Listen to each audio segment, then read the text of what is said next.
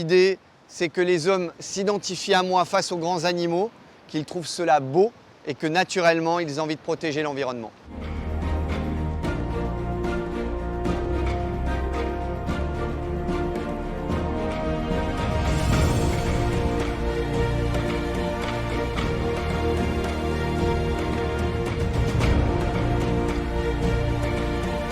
C'est cette photo où je suis avec une otarie au-dessus de ma tête qui est en train de me manger le tuba. On n'arrivait pas à la faire cette photo en fait. Moi je ne cessais de rire parce que j'avais cette otarie au-dessus de la tête qui me mordillait et je ne la voyais pas. Vous savez qu'avec un masque, mon champ visuel est très restreint et les petites otaries qui sont un peu comme des chatons très intrusifs, très excités qui venaient nous mordiller. Alors moi notamment la joue, les lèvres et le tuba.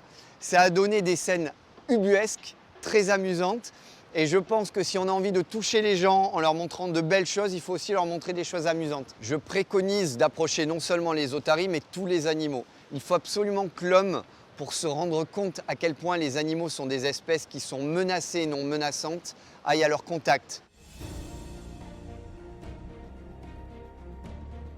La photo qui a demandé le plus d'applications, celle qui a été pour moi la plus difficile, c'est cette photo qui est une des plus belles où je suis au-dessus d'une raie manta qui elle-même est au-dessus d'un requin-baleine.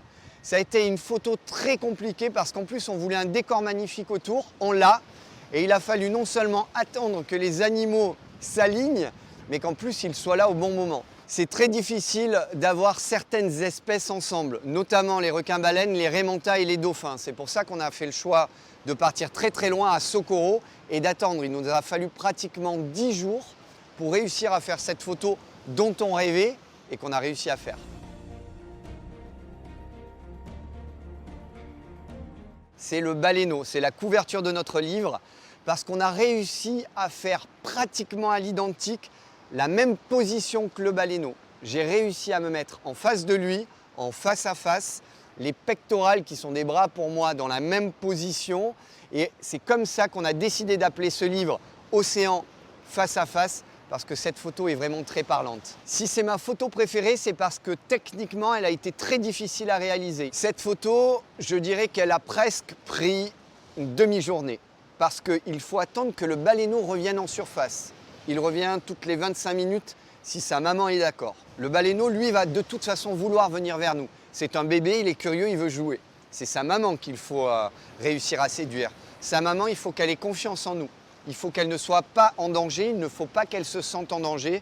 Il faut donc faire preuve d'humilité, de patience et accepter qu'elle veuille ou non nous prêter son enfant. Et ça, c'est très particulier. Le fait d'utiliser de très belles images pour sensibiliser les gens à la protection de l'environnement est un vrai choix. Il faut que les gens soient touchés par les choses qui sont belles, plutôt que de les faire se culpabiliser, plutôt que de leur donner des conseils, plutôt que de faire en sorte qu'ils aient envie de faire des choses, il faut simplement animer chez les gens l'envie de protéger. On ne protégera que ce que l'on aime, que ce que l'on trouve beau, que ce que l'on trouve fragile.